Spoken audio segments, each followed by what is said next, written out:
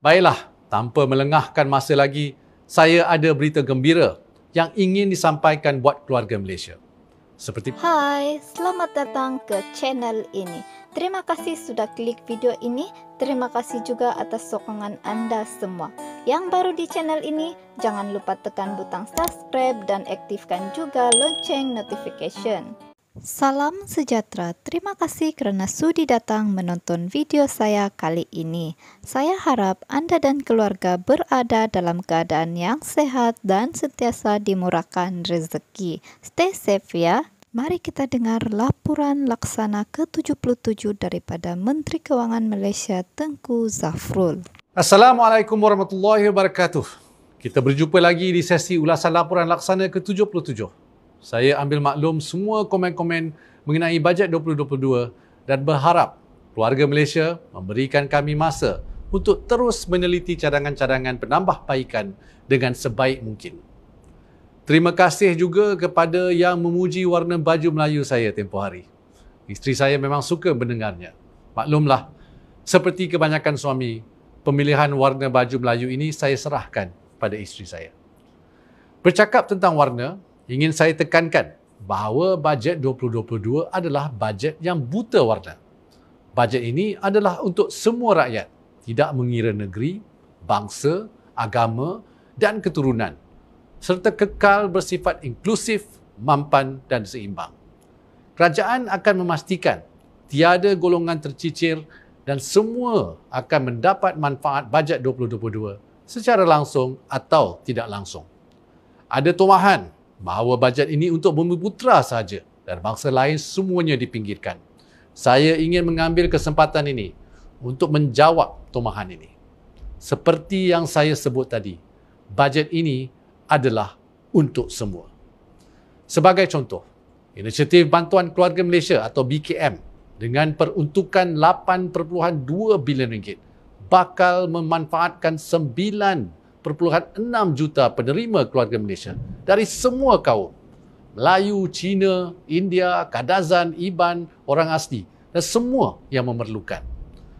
Berdasarkan inisiatif semasa yang telah dilaksanakan, misalnya Bantuan Prihatin Rakyat atau BPR, penerima manfaat adalah dalam kalangan semua rakyat yang memerlukan dan ia hampir selari dengan peratusan populasi di Malaysia mengikut kaum.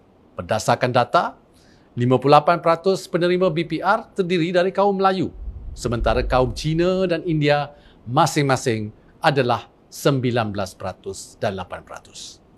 Jika dilihat dari sudut sektor perniagaan pula, bantuan-bantuan seperti skim kemudahan pembiayaan telah memberi manfaat yang luas kepada semua. Sebagai contoh, skim kemudahan bantuan khas kepada perusahaan kecil dan sederhana atau SRF dengan dana 10 bilion ringgit telah memanfaatkan lebih daripada 20,000 PKS dan lebih 80% daripadanya bukan Bumiputera, selaras dengan pemilikan PKS di Malaysia. Jadi, tidak tepat untuk mengatakan bajet ini adalah untuk Bumiputera sahaja. Terdapat juga tomahan, kononnya kerajaan meminggirkan Sabah dan Sarawak. Tomahan bahawa hanya 3% dari perbelanjaan keseluruhan diagihkan kepada Sabah dan Sarawak jauh tersasar. Bagi peruntukan negeri sebagai sebuah keluarga Malaysia, cubit peha kiri, peha kanan terasa juga. Dan sebab itulah setiap negeri diberikan jumlah yang setara dengan keperluan masing-masing termasuk Sabah dan Sarawak.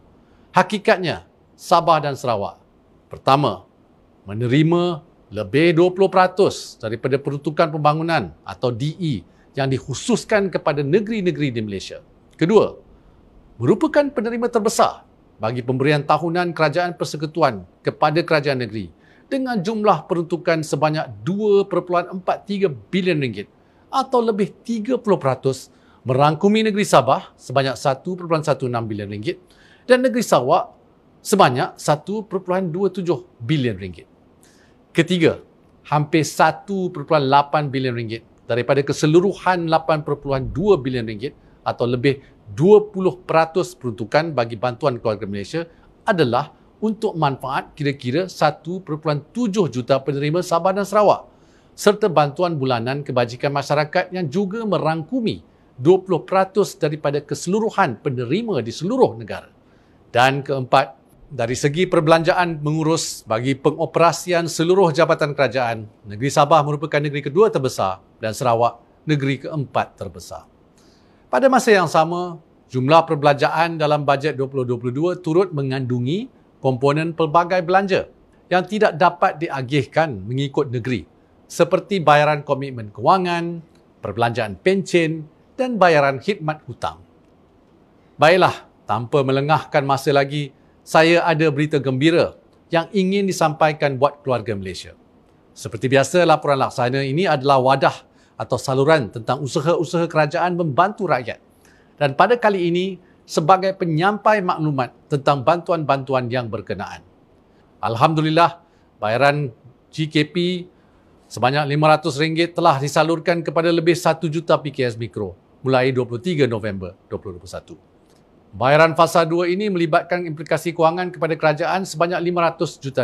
Secara keseluruhan, bantuan yang telah dan akan disalurkan di bawah GKP untuk tahun ini adalah RM6.08 bilion. Dalam bajet 2022, kerajaan juga ada sediakan dana RM1.8 bilion untuk peniaga kecil. Apa yang menarik, faedahnya hanya 0%. Maksudnya, cuma perlu bayar jumlah yang dipinjam, tak ada faedah. Bukan itu sahaja, boleh dapat moratorium sehingga 12 bulan. Jadi, lepas pinjam, setahun lepas tu baru mula bayar balik pinjaman. Siapa yang tak ambil peluang ini memang rugi. Pembayaran fasa 1 bantuan khas COVID-19 atau BKC telah pun disalurkan pada September lalu dengan peruntukan sebanyak RM3.1 bilion untuk hampir 10 juta penerima.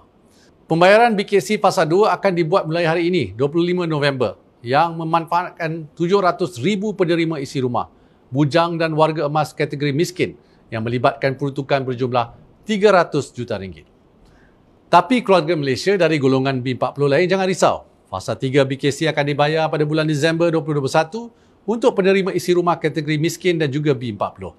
Yang ni melibatkan peruntukan sebanyak RM1.2 bilion untuk 3.8 juta penerima.